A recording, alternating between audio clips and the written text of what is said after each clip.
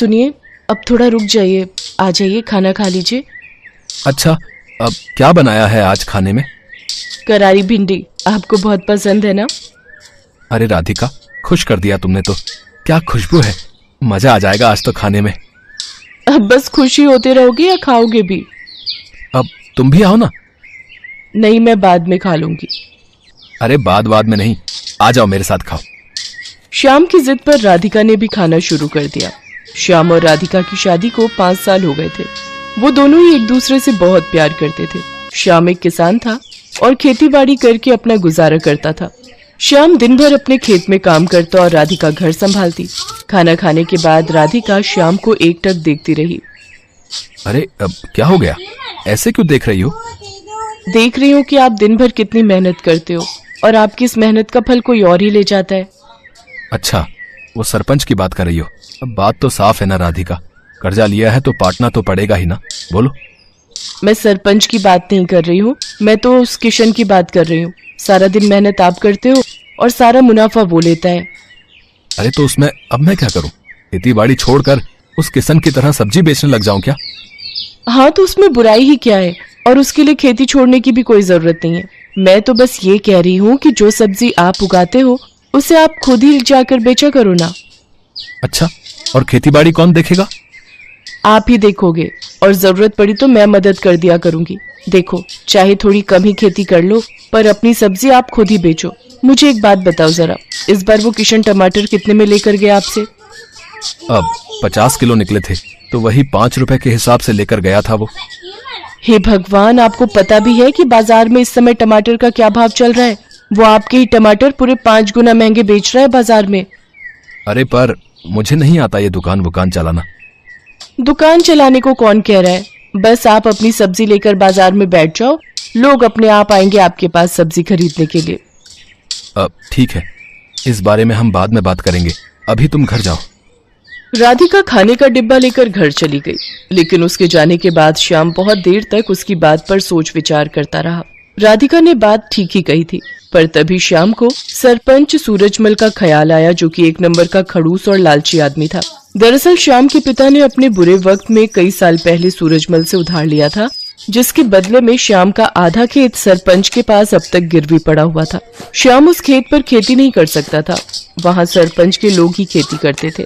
श्याम अपना खेत वापस तो पाना चाहता था, पर सरपंच से खेत छुड़वाने के लिए उसके पास पैसे नहीं थे। इसीलिए वो हर महीने किश्त के तौर पर एक रकम सरपंच को देता था। फिर अगले दिन, भैया कुछ पूछना था आपसे। हाँ भैया बताओ। मैं एक किसान हूँ, सोच रहा हूँ कि कल से मैं भी अपनी सब्जियां यहीं बेचने लगूं खुद से। हाँ, बढ़िया विचार है, पर इसके लिए तुम्हें सरपंच जी से पूछना पड़ेगा और उन्हें यहाँ का टैक्स भी देना पड़ेगा। टैक्स? पर वो किस लिए? अरे ये जो तुम पूरा चबूतरा देख रहे हो ना, जिस पर सब लोग सामान बेच रहे हैं, असल में ये सरपंच के खेत पर बना हुआ है, और ये चबूतरा भी उसी ने बनवाया है। हमारी मजबूरी है, इसीलिए हम सबको यहीं बैठना पड़ता है। रोज के 50 रुपए देने पड़ते हैं उस सरपंच को, और अगर ये पैसे नहीं दिए तो उसके लठैत आकर मारपीट पर उतारू हो जाते हैं। अरे ये तो बड़ी नाइंसाफी है भैया। है तो सही, पर क्या कर सकते हैं, अब जो है मैंने तुम्हें बता दिया। श्याम मुरझाया हुआ चेहरा लेकर अपने घर चला आया। उसने राधिका को सारी बात बता दी। राधिका ने कुछ देर अपना दिमाग लड़ाया और फिर, सुनो, मेरे पास एक तरीका है। अब क्या? बोलो तो। हमारे गांव के सबसे नजदीक का गांव है बिशनपुरा। आप वहां जाकर भी तो अपनी सब्जियां बेच सकते हो। वहां ये सब चक्कर नहीं है। मेरी एक सहेली रहती है वहाँ, उसका पति गोलगप्पे का ठेला लगाता है, उसे तो कोई टैक्स नहीं देना पड़ता। अच्छा, अगर ऐसा है तब तो ये सही रहेगा, लेकिन एक समस्या है, बिशनपुरा तक जाने के लिए कोई सड़क नहीं है, तो मैं रोज वहाँ जाऊंगा कैसे?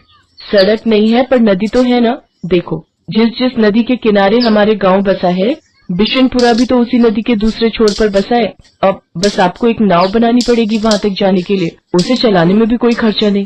श्याम को राधिका की बात भा गई। अगले ही दिन श्याम ने अपनी जमा पूंजी से मोटी रकम खर्च कर गांव के बढ़ई से एक बढ़िया नाव बनवा ली, और फिर वो उस नाव को नदी में लेकर गया। उस दिन राधिका और श्याम बहुत देर तक नाव में नदी की सैर करते रहे। श्याम नाव चलाकर उसे बिशनपुरा तक घुमा लाया। राधिका ने देखा कि वहाँ राशन वगैरह की दुकानें तो थी, पर सब्जी की दुकानें बहुत ही कम थी और ये देखकर श्याम और राधिका की अच्छी कमाई की उम्मीद और बढ़ गई। अगले दिन से ही श्याम अपनी नाव से सब्जियां लेकर बिशनपुरा जाने लगा। वो वहाँ जाता और सब्जी बेचता। बिशनपुरा के लोगों को भी उसकी सब्जियां पसंद आई, क्योंकि सीधे खेत से लाने की वजह से वो सब्जियां बहुत ताज़ी रहती थी। साथ ही श्याम सब्जियों के वाजिब दाम ही लेता था। तो इस तरह राधिका और श्याम के दिन बहुरने लगे। फिर कुछ दिनों के बाद राम राम सरपंच जी। आ गया तू शामू? जी मालिक। सुना है आजकल बड़े नोट छाप रहा है। कहाँ सरपंच जी, बस 2 पैसे बच जाते हैं। मालिक, ये इस महीने की किस्त है। मैं चलता हूँ, मुझे थोड़ी जल्दी है। अरे रुक तो सही, कहाँ की जल्दी है? वैसे दिमाग तो खूब लगाया तूने, टैक्स नहीं दिया। चल कोई बात नहीं, पर अपना उधार तो चुका भाई, जो तेरे बाप ने मुझसे लिया था। अब चुका तो रहा हूँ सरपंच जी, हर महीने किस्त देकर जाता तो हूँ आपको। देख, अब बहुत हुआ। या तो तू मेरे पूरे पैसे एक साथ लौटा, वरना अपना खेत मेरे नाम कर दे, समझा? पर सरपंच जी, परवर कुछ नहीं, 3 दिन का वक्त दिया है तुझे। जा जाकर पैसों का इंतजाम कर, वरना अपना खेत भूल जा, समझा? असल में सूरजमल श्याम से चिढ़ गया था। उसे इस बात से तकलीफ थी कि श्याम उसके बाजार में सब्जी क्यों नहीं बेच रहा है, इसीलिए अब वो उसे परेशान कर रहा था। उधर श्याम को जब कोई उपाय नहीं सूझा तो उसने तय कर लिया कि वो आधा गिरवी रखा खेत सरपंच के नाम ही कर देगा। अगले दिन बहुत भारी मन से श्याम सरपंच के पास पहुंचा। हाँ बता, फिर क्या सोचा तूने? सरपंच जी, इतनी बड़ी रकम तो मैं चुका नहीं पाऊंगा, आप मुझे ले चलिए कचहरी, मैं जमीन आपके नाम ही कर दूंगा। वैसे उधार निकाल कर उसमें से कुछ पैसे बचेंगे क्या? क्यों, बस उधार ही चुकाएगा क्या? मेरा ब्याज वो कौन देगा है? ठीक है सरपंच जी, मैं कल सुबह आ जाऊंगा आपके पास, चलेंगे फिर कचहरी। उस रात श्याम को एक पल के लिए नींद नहीं आई, क्योंकि उसका आधा खेत उसके हाथों से निकल रहा था और अपना खेत बचाने के लिए फिलहाल उसके पास कोई तरीका नहीं था। तभी आधी रात को उसे बादलों के बहुत तेज गरजने की आवाज सुनाई दी। कुछ ही देर में झमाझम बारिश होने लगी। बारिश बहुत तेज थी। पूरे 4 दिनों तक वो बारिश ऐसे ही होती रही और पूरा गांव बाढ़ में डूबने लगा। कचहरी जाना तो दूर, फिलहाल कोई अपने घर से बाहर तक नहीं जा पा रहा था। बाढ़ की वजह से लोगों को बहुत परेशानियां होने लगी। किसी के घर में पीने का पानी नहीं बचा था, तो किसी के घर में अनाज खत्म हो गया। ऐसे में श्याम ही वो इंसान था जिसने सबकी मदद करने के बारे में सोचा। वो अपनी नाव की मदद से सबकी जरूरत का सामान उन तक पहुंचा रहा था। हर कोई श्याम की तारीफ कर रहा था। और फिर, अजी सुनते हो? हाँ, क्या हो गया? अरे आपने सुना क्या? सरपंच जी के घर की दीवार गिर गई है। बारिश का सारा पानी उनके घर में घुस गया है। शांता बता रही थी कि बाकी लोग तो सही समय पर निकल आए, लेकिन सरपंच जी अपने पोते के साथ घर के अंदर फंस गए हैं। अरे तो मुझे जाना चाहिए, फौरन जाना चाहिए। इतना कहकर श्याम ने तेजी से अपनी नाव चलाई। उसने जाकर देखा तो वाकई सरपंच अपने पोते को कंधे पर बिठाए पानी में डूबा खड़ा था। वो चिल्ला चिल्ला कर मदद मांग रहा था। बाढ़ का पानी उसके गले तक आ रहा था, लेकिन श्याम फौरन अपनी नाव लेकर सरपंच के नजदीक गया और सरपंच और उनके पोते को अपनी नाव पर बिठाकर बाहर निकाल लाया। पूरे 3 दिनों तक सरपंच और उसका पोता श्याम के घर की छत पर रहे। जब पानी का स्तर कुछ कम हुआ तो श्याम ने सरपंच से कहा, सरपंच जी, अब रास्ते खुल गए हैं तो कचहरी चलें। बस करो श्याम, मेरी आंखें खुल गई हैं भाई। मैंने तुम्हें और तुम्हारे बाबा को बहुत परेशान किया, पर फिर भी तुमने मेरी और मेरे पोते की जान बचाई। मुझे माफ कर दो। और रही बात उस खेत की, तो वो हमेशा से तुम्हारा था और आगे भी तुम्हारा ही रहेगा। और हाँ, एक बात और, तुम्हें अब गांव में जहां और जैसे सब्जी बेचनी है तुम बेच सकते हो, वो भी बिना किसी टैक्स के। सरपंच की बात सुनकर श्याम और राधिका खुशी से मुस्कुराने लगे। बारिश थम गई थी, लेकिन उसने सूरजमल के मन पर चढ़े मैल को हमेशा हमेशा के लिए धो दिया था।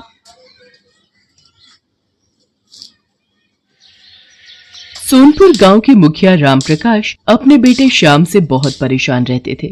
श्याम अपने पिता के साथ किसी भी काम में हाथ नहीं बटाता था। बस सारा दिन इधर उधर दोस्तों के साथ घूमते रहना और खाली समय मिले तो सोते रहना। रामप्रकाश को इसी बात की चिंता रहती थी कि श्याम पर कभी गांव को संभालने की जिम्मेदारी आई तो वो कैसे उस जिम्मेदारी को संभाल पाएगा।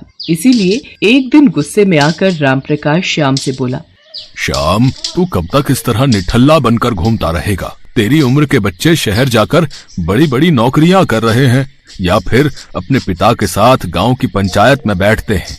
पर तुझे मैं कह कर थक गया, तू भी कुछ काम कर लिया कर। पर तेरे तो कान में जूं तक नहीं रेंगती। मैंने फैसला किया है, अब तुम गांव में तभी आओगे जब कुछ काम धंधा सीख जाओगे।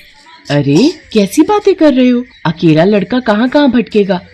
माँ मुझे नहीं जाना कहीं भी, मैं पतंग उड़ाने बबलू के घर जा रहा हूँ। खबरदार जो पतंग उड़ाने गए, मैंने कह दिया सो कह दिया। अब तुम कल सुबह काम की तलाश में जाओगे और कोई काम सीख कर ही लौटोगे। राम प्रकाश ने जबरदस्ती श्याम को काम ढूंढने भेज दिया ताकि वो एक जिम्मेदार इंसान बनकर आ सके। श्याम काम की तलाश में निकल तो पड़ा पर उसका मन बिल्कुल नहीं था। चलते चलते श्याम एक जंगल में पहुंचा। वहीं उसे एक पेड़ के नीचे एक साधु महाराज समाधि में बैठे दिखाई दिए। श्याम ने देखा एक काला नाग साधु बाबा को डसने वाला है। श्याम ने कुछ भी देरी न करते हुए झट से नाग को उठाया और एक ओर फेंक दिया। शोर से साधु बाबा की समाधि टूट गई। उन्होंने नाग को झाड़ियों में भागते देखा। धन्यवाद बेटा, तुमने आज मेरी जान बचा ली। आओ मेरी कुटिया में चलो, वहाँ चलकर बात करते हैं।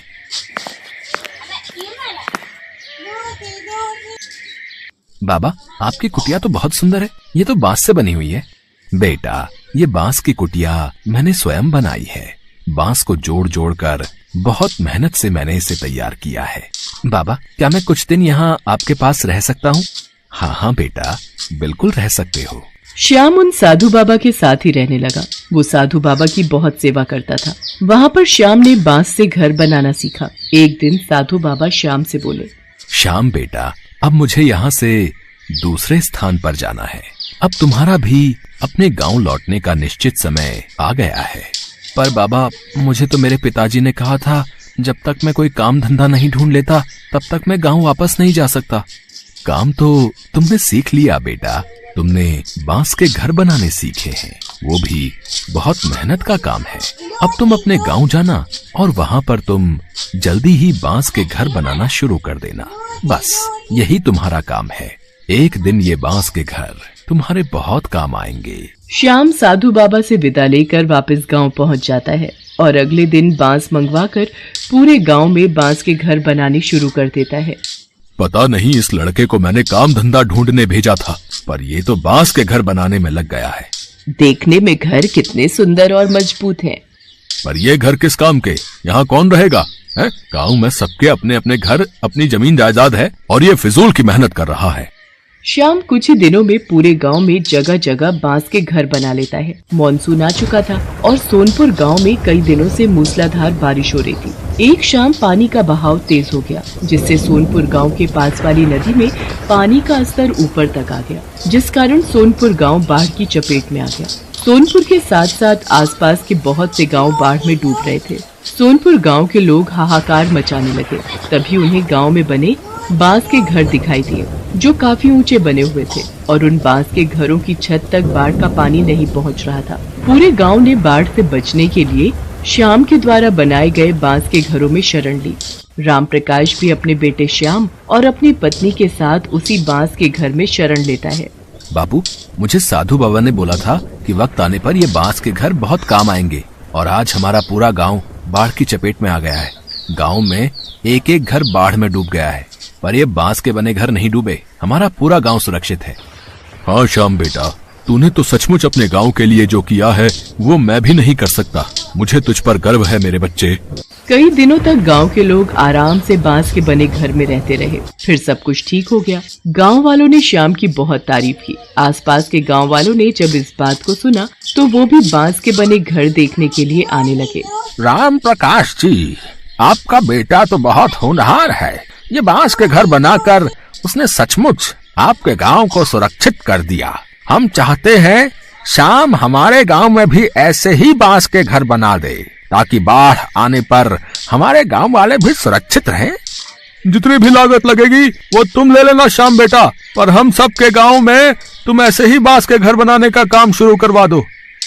ठीक है, मैं कल से ही और लोग अपने साथ मदद के लिए ले लेता हूँ और आप लोग चिंता मत कीजिए, मैं सभी गांव में बांस के घर बनवा दूंगा।